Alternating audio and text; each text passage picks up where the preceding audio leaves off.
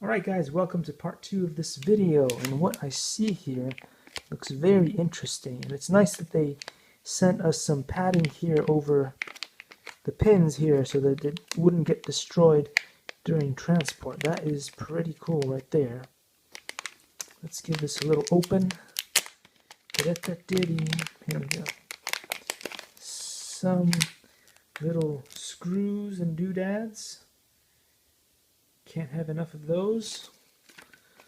Let's see what else came in. Ooh. Very cool.